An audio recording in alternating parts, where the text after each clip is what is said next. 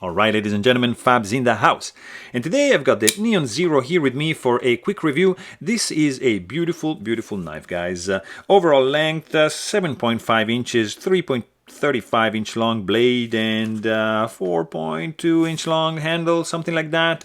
This is a beautiful titanium frame lock offering by Shirogorov. This is the Neon Zero.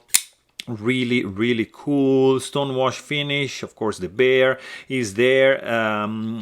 Nice minimal look, guys. I really like this guy.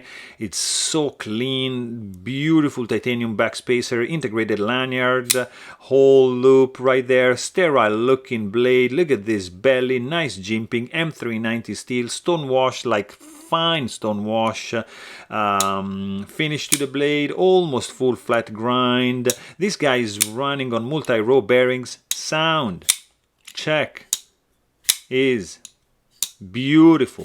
Ergos, fantastic. I mean, zero hotspots.